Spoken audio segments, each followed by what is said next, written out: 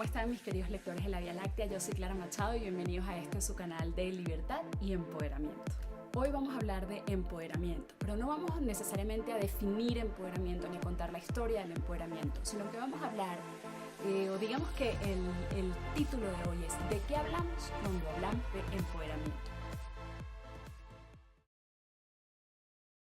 La primera herramienta de empoderamiento de la que les voy a hablar es el derecho a buscar respuestas.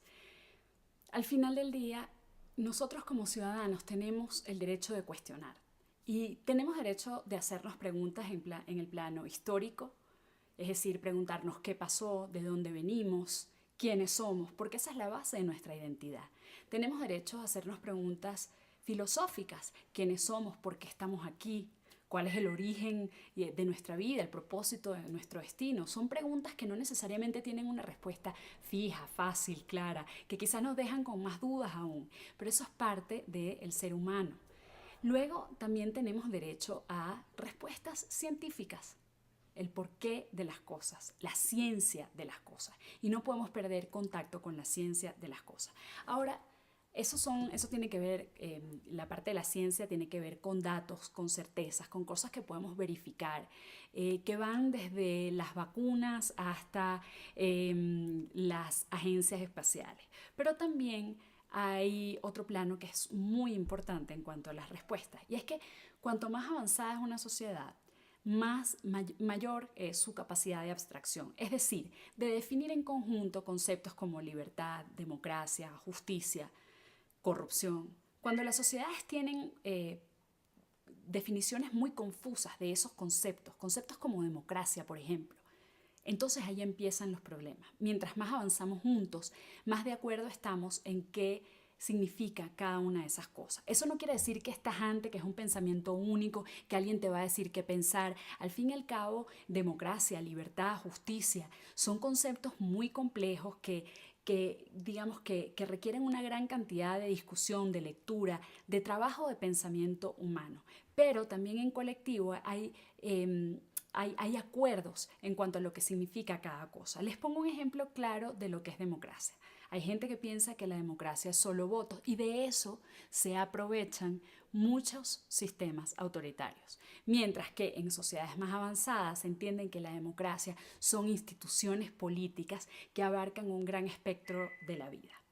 Rápidamente les comento, estos conceptos también tienen una contraparte, o sea, estas abstracciones tienen una contraparte que se traduce en cosas concretas. Y les pongo como ejemplo la Agenda 2030 de las Naciones Unidas, una agenda que tiene como objetivo hacer que el mundo sea sustentable de aquí al año 2030.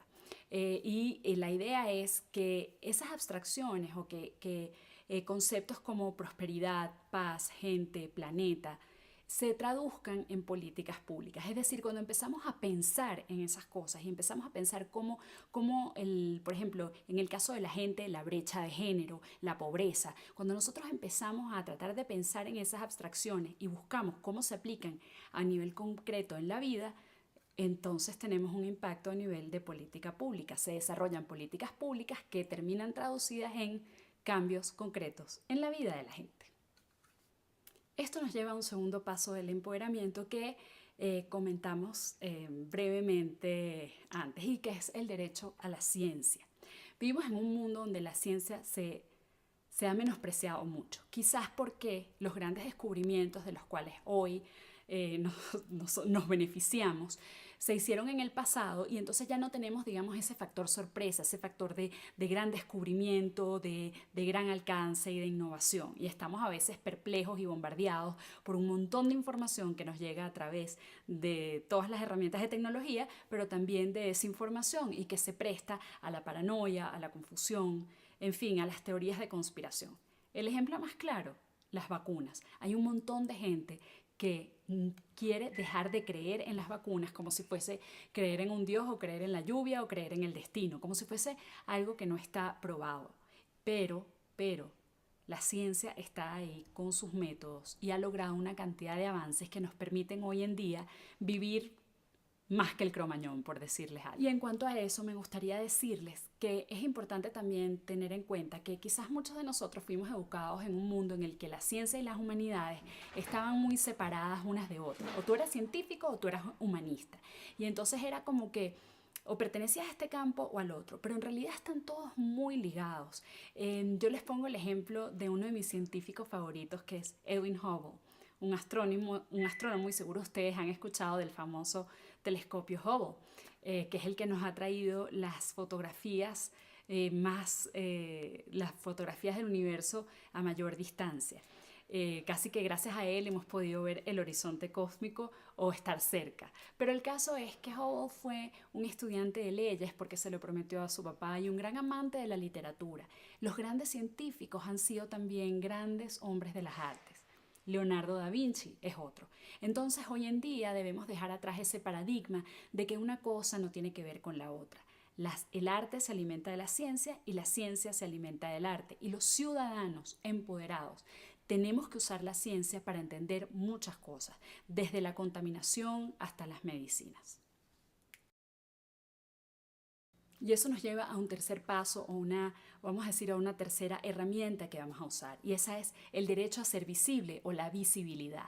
¿Qué queremos hacer acá? Como ciudadanos, como individuos, tenemos que hablar de los grupos a los que pertenecemos, que por algún motivo, sea social, económico o político, tienden a ser invisibles.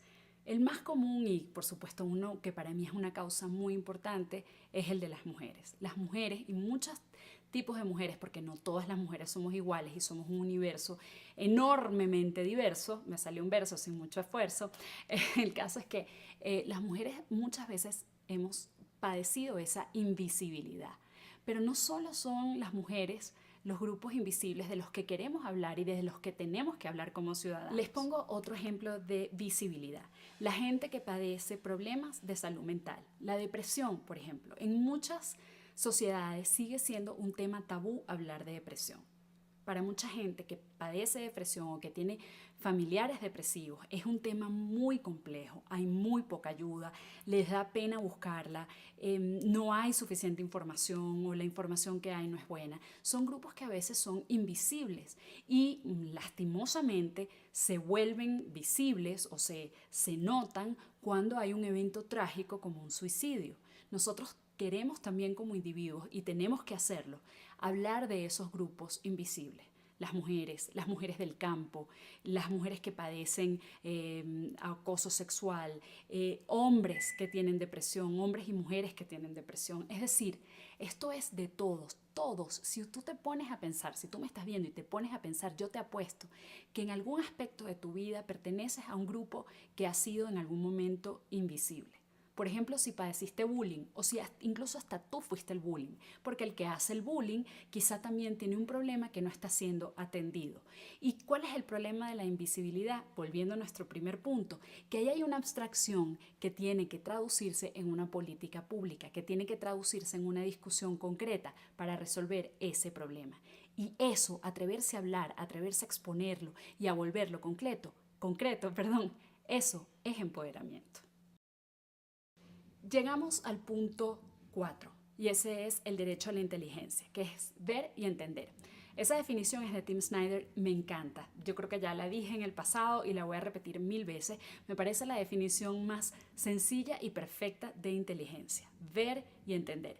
Y ahí volvemos a la pequeña historia que les conté al principio del video, porque tenemos derecho a ver y entender. Tenemos que ver y entender, hacer las preguntas, pero también sentirnos satisfechos, de forma tal que cuando veamos algo, sintamos que al verlo podemos llegar a entenderlo. Y aquí les voy a poner una pequeña tarea, porque no todo se los voy a contar yo, si no duraría, bueno, me encantaría, pero los videos durarían 3 horas y después me regañan que son muy largos. Pero el caso es que les voy a poner una tarea.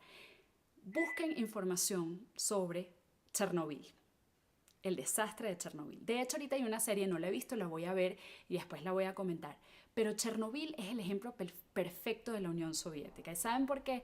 Bueno, porque todo lo que surgió alrededor de ese desastre y cómo se manejó ejemplifica lo que pasa y el impacto que puede tener en distintos individuos, su familia, su vida y su muerte cuando una cosa se ve y no se entiende. Pero más allá de eso, aquí también me gustaría abordar con ustedes el tema de cómo vamos a usar motores de búsqueda, cómo vamos a usar la tecnología, cómo vamos a reeducarnos para ver las noticias y no caer presas del fake news, de esos audios que nos mandan para generarnos una angustia terrible, para hacernos creer que las cosas están peor de lo que están o mejor de lo que están, o que siempre hay un bueno que no es tan bueno, que al final cuando ves la verdad no es tan bueno, y un villano que cuando llegas al fondo de la verdad tampoco es tan malo. Es decir, ¿cómo vamos a hacer para poder llegar a conclusiones lógicas, sensatas y que nos hagan sentir seguros de lo que estamos pensando y no que estamos constantemente nadando entre rumores, sintiendo que hay alguien que nos está mintiendo, que nos está engañando,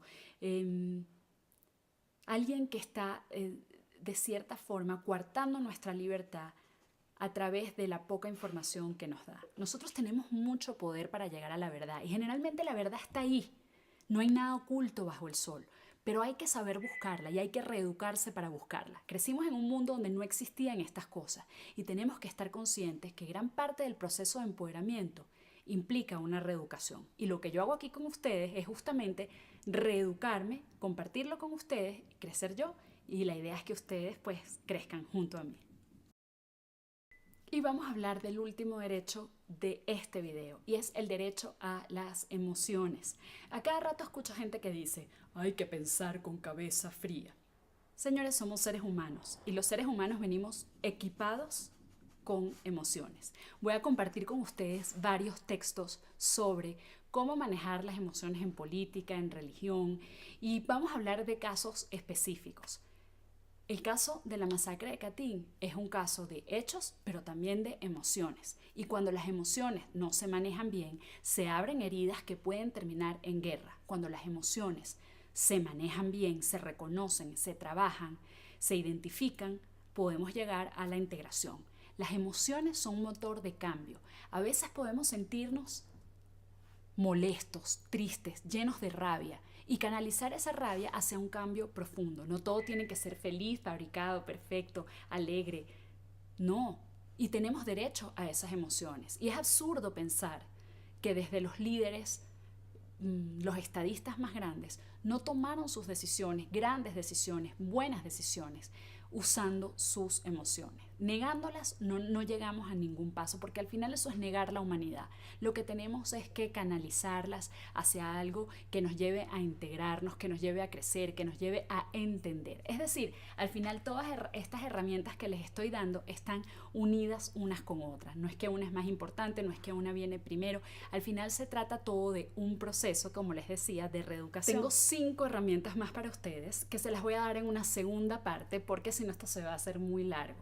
Pero, como les comentaba, vamos a empezar a presentarles contenido basado en cada una de estas herramientas, contándoles historias, contándoles anécdotas, contando la historia de la democracia, o simplemente analizando grandes hechos de la historia, o pequeños anécdotas que han tenido un impacto en las décadas y los siglos que siguieron a ese evento.